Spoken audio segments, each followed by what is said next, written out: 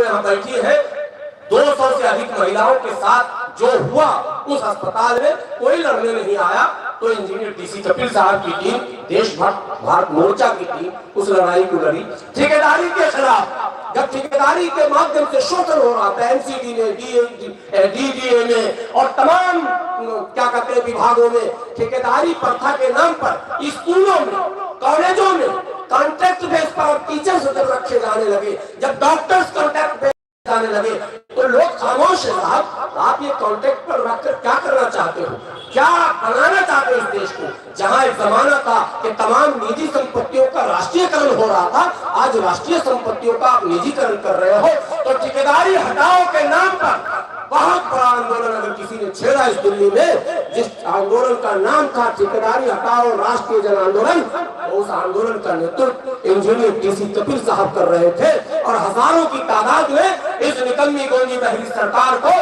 पहुंचकर और ठेकेदारी के नाम पर हो रहे शोषण के खिलाफ आगाह किया और कई लोगों की नौकरियों को बचाने का काम किया। कई ऐसे मामले और कई ऐसी लड़ाइयां हैं, बहुत लंबी फहरिस्त है इनकी लड़ाई की, और उस फहरिस्त को जानना समझना आप लोगों के लिए जरूरी है। आज चाहे मुस्लिम हो चाहे नॉन मुस्लिम हो, मैं दोनों बातें कर रहा हूँ, एडवोकेट चाहे भानु प्रताप जी हो या एडवोकेट महमूद प्राचा हो, आप इनके दफ्तर में जाइए, आपका धर्म नहीं पूछा जा रहा, आपका धर्म नहीं पूछा जा रहा, आपकी आस्था पर सवाल नहीं किया जा रहा, बल्कि पूछा यह जाता है कि वाकई आपके साथ घटना क्या है।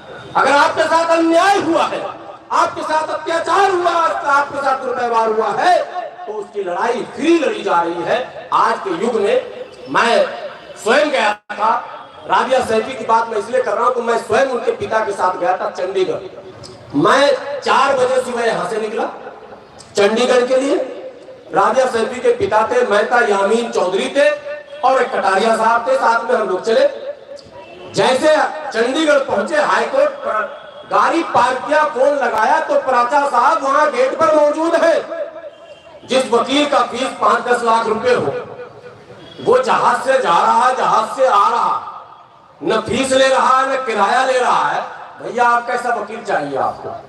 वकीलों के विषय में तो लोगों के मन में बहुत सारी बातें आती है कि लूट लेता है, चूस लेता है, आती है बातें, लेकिन ऐसा भी वकील है भाई जो आपके लिए समर्पित है, अपना सब कुछ निछावर कर रहा है। तो आप देखें, इंजीनियर ऐसा भी है जो मोरबी का पुल गिरा देता है, और इंजीनियर ऐसा भी है, इंजीनियर डीसी कपिल, जो हजारों लोगों के घरों के चूल्हों को जला देता है और गरीब बच्चों के पेट में अनाज पहुंचा देता है अपने संघर्षों से, अपने क्या कहते हैं मेहनत से। तो ऐसे लोग हैं, आपको ये समझना होगा कि एक तराजू में आप सबको नहीं तोल सकते हैं।